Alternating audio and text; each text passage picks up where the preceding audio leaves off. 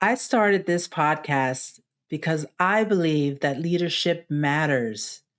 And because I believe that voices like mine, like yours, like the ones this community amplifies, deserve to be heard in rooms that were not always built for us. But here's what I know: the moment you stop treating your platform like a responsibility, the moment you start assuming that the mic will always be on, that the channel will always be open, that the right to speak will always be protected, that is the moment you start sleepwalking through the most important work you will ever do. Having a voice is not enough. You have to decide what you're willing to say with it and what you're willing to lose for saying it.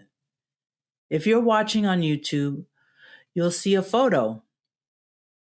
This is a photo that was taken at the Ed Sullivan Theater in New York City. That's me. That's my husband. And the reason we're here, the reason that room felt electric before a single camera rolled, was because of one man who genuinely believed that showing up with your whole self, with honesty and joy and fire, was not just good television, it was an act of leadership.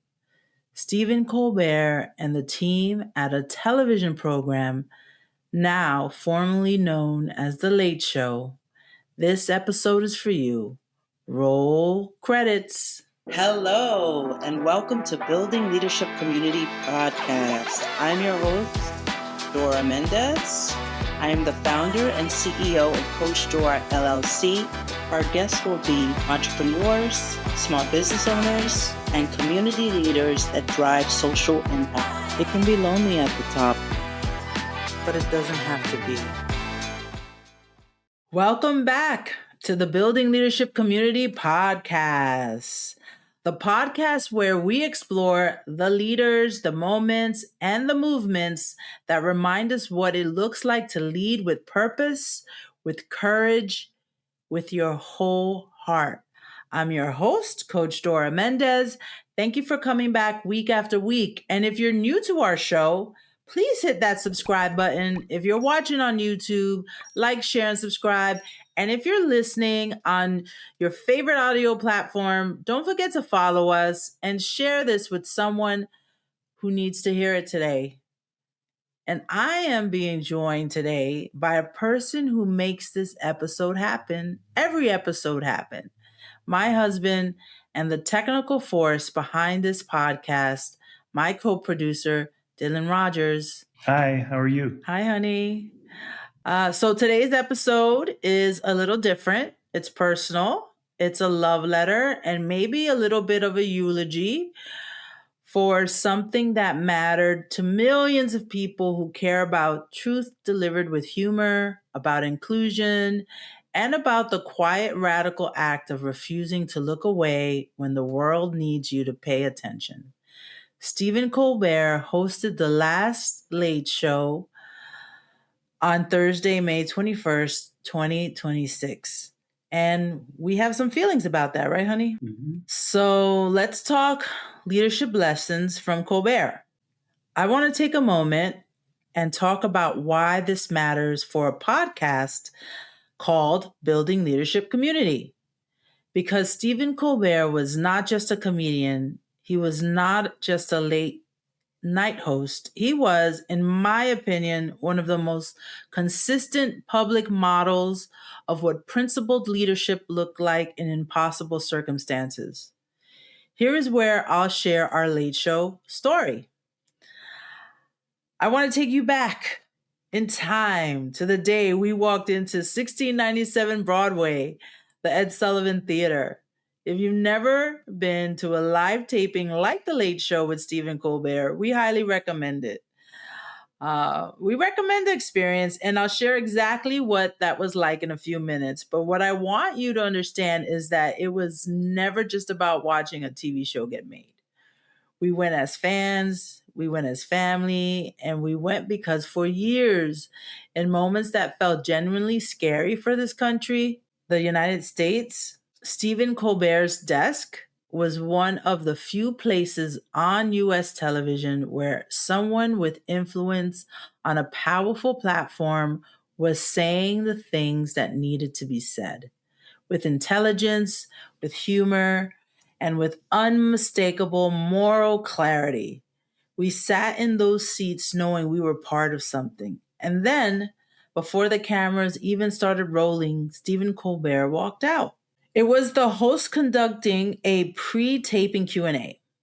This was the part that I think a lot of people don't know.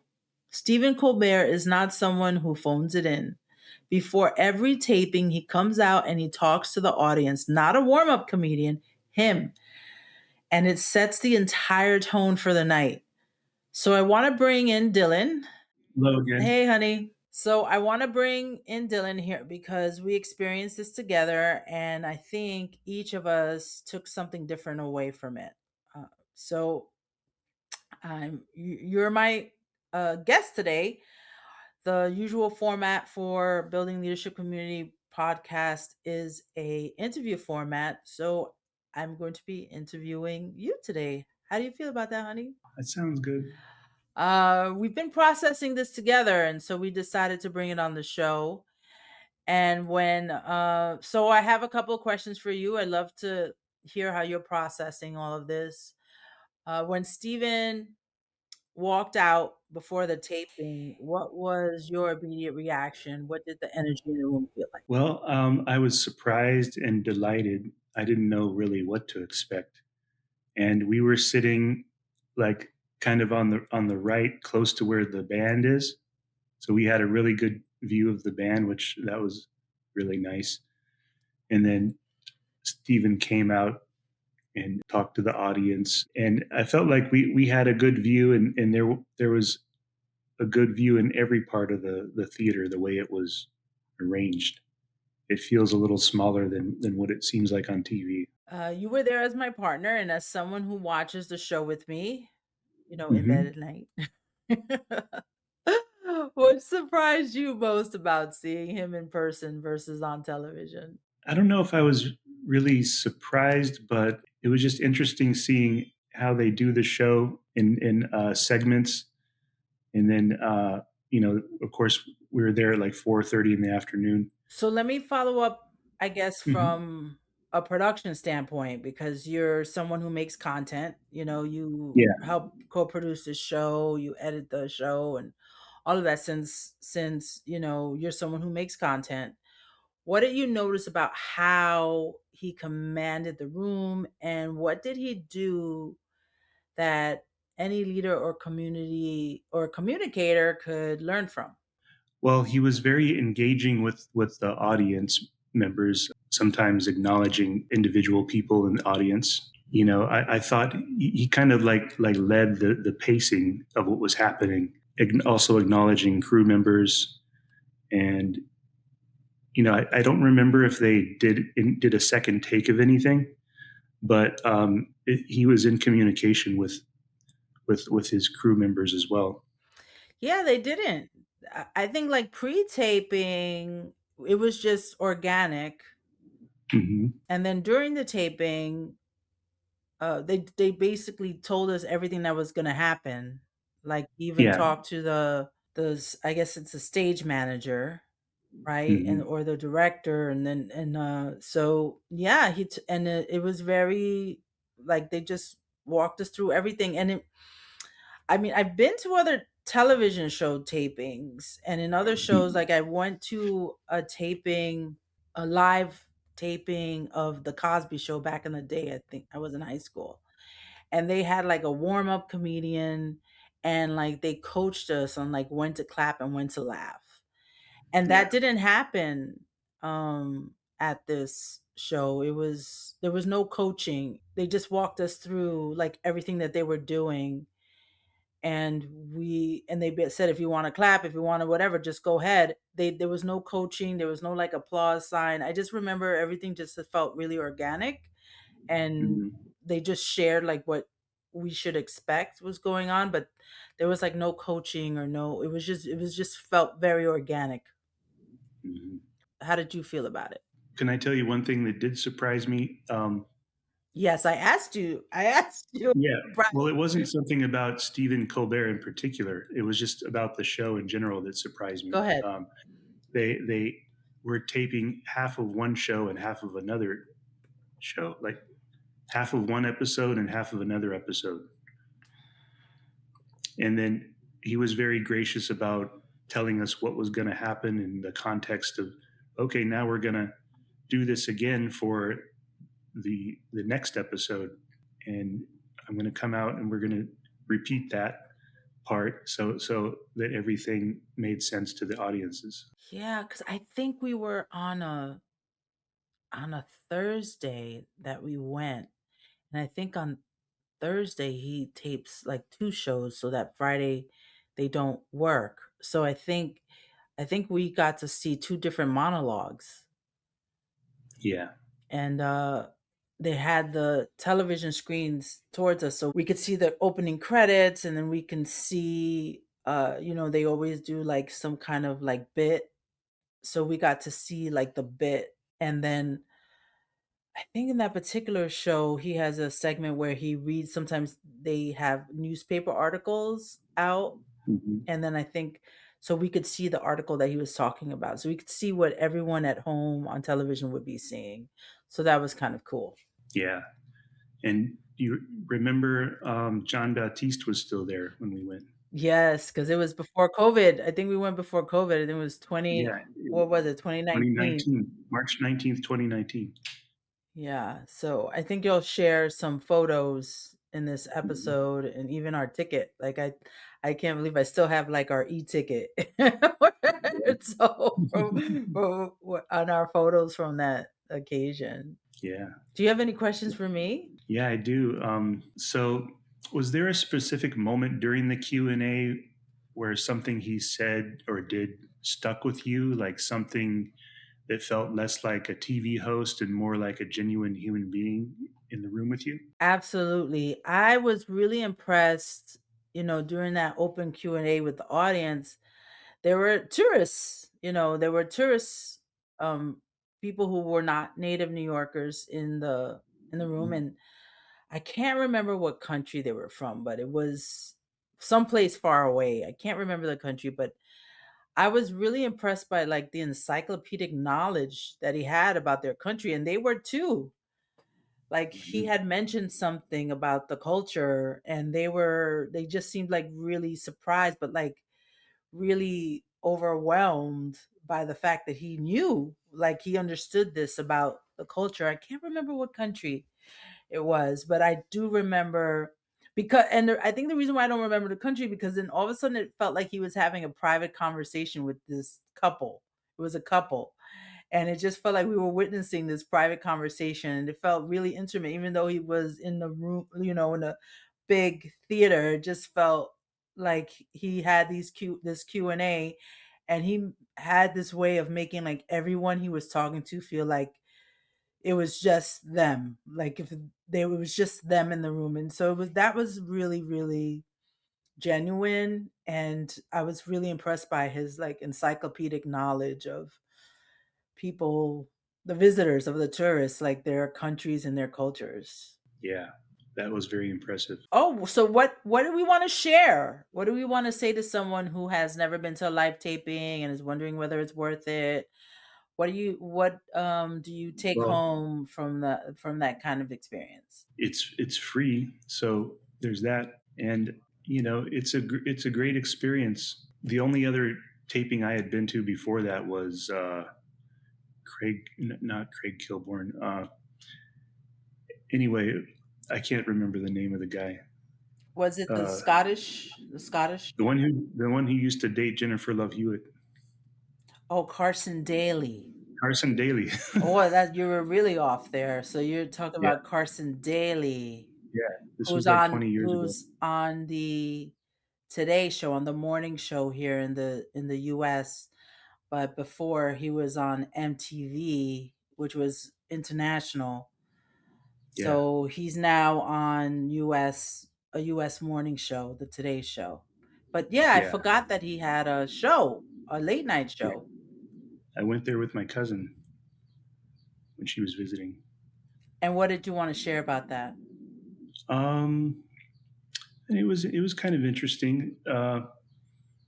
It wouldn't have been our first choice, I guess. We wanted to get SNL tickets, of course. So we Saturday went Night into Live, Saturday Night the Live 30, tickets. yeah, Rockefeller gift shop just to see what we could get. And it was kind of interesting. I'm trying to remember the guests. It's kind of escaping my mind, but it was 20 years ago, and it was a nice experience. But the late night show with Stephen Colbert was definitely far and beyond a more memorable and cherished experience for both of us, I think. Agreed, agreed. Hmm. Is there anything else you want to share about Colbert, the show, how we're processing the late night going dark? I don't know. It's just a sign of our times, and it's a real shame, and people should just we should all wake up and be aware of the attack on free speech. They tried to go after Jimmy Kimmel. Yes. They took him off the air for a little while, and everybody canceled their Disney Plus subscriptions in reaction. I know that Stephen Colbert will go on to do other amazing things. I do feel for his crew, 200 or so people that will be in need of a new job. So, I certainly empathize with all of them. Yeah, 200 people lost their jobs. It wasn't just the talk show host, it was the whole apparatus. Yeah, I think that's all I have to say. Thanks for having me. I know that you have a lot more to say, and I'm going to throw it over to you now. All right. Thanks for joining us. Thanks for coming out behind the scenes and sharing your thoughts as a content creator and a producer and someone who has watched and enjoyed the show with me and helped me process the loss. Yeah. Thanks, honey. Okay. Thank you. So, thanks, Dylan, who helps us behind the scenes here, produces show and produces content. He also teaches a course on how to, start a podcast from scratch. We like to share what we learn with others. If you're interested in learning from us about how we started our podcast, and we always start with mission, like what's the purpose of it, like what is it that you want to say, and how to develop that. We also talk about all the technical stuff, audio, visual, all that stuff. And so that's the Entrepreneur's Blueprint, podcast blueprint. And we'll put a link in the description. And if you follow us, the our website is up. You can just visit our website courses, and you'll find the Entrepreneurs Podcast Blueprint course. Let's get back to late night, processing the loss of late night. There's a version of late night that plays it safe, that stays in their lane of celebrity interviews and movie clips and not rocking the boat too much. But Colbert rejected that. Especially from 2016 onward, he showed up as himself, as a practicing Catholic who always believed in social justice, as a man who has known grief and chose joy anyway, as a performer who was clearly terrified some nights and did it anyway. That's authenticity, not a brand, a choice made every single night.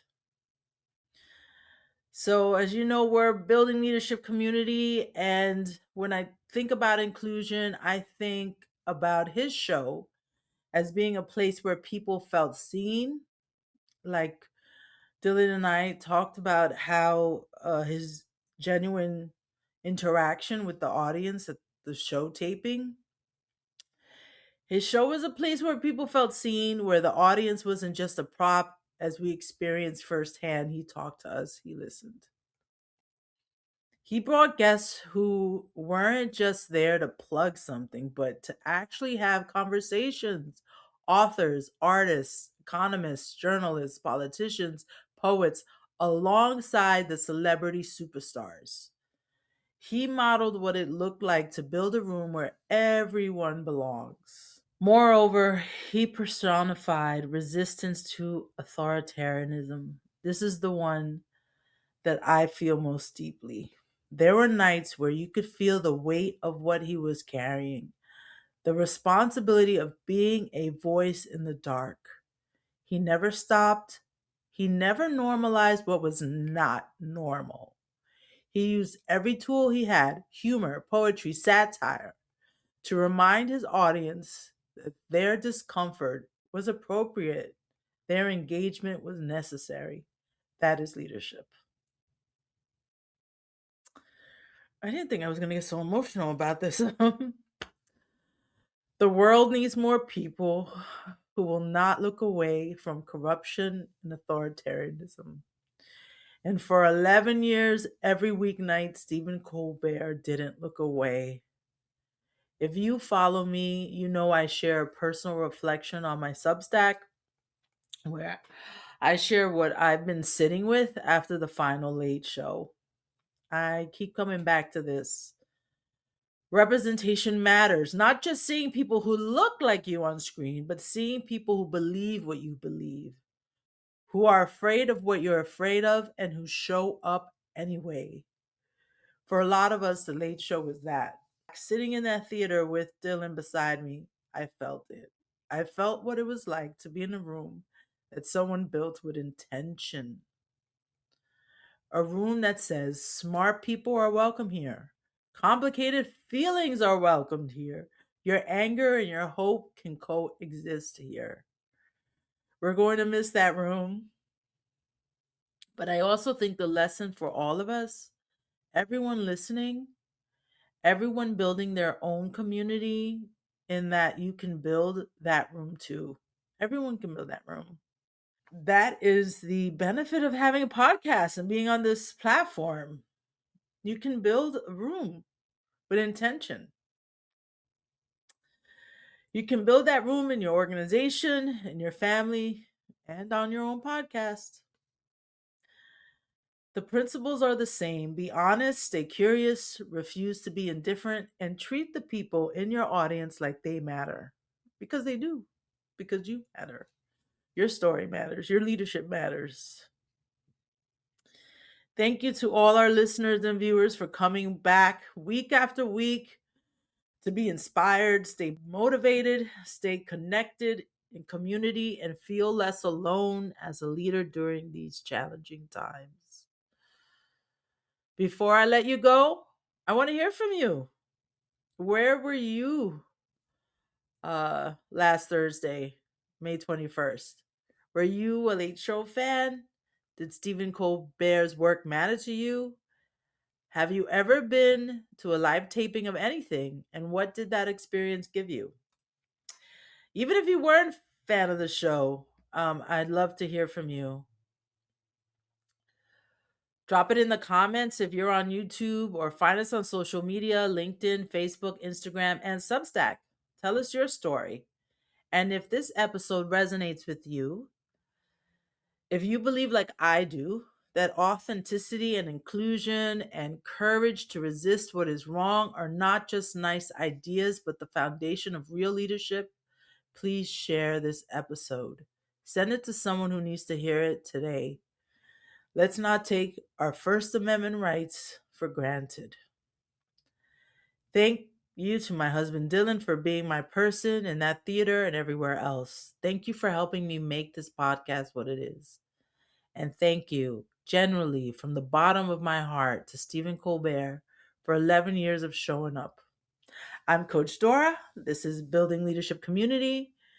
We'll see you next week. Roll credits. You've been listening to Building Leadership Community. Watch on YouTube at Coach Dora M. Listen wherever you get your podcasts. Follow me on LinkedIn, Instagram, and YouTube at Coach Dora M. Visit me on the web at CoachDoraMendez.com. Hosted by me, Dora Mendez. Produced by Dora Mendez and Dylan Rogers. Graphics, editing, and sound mix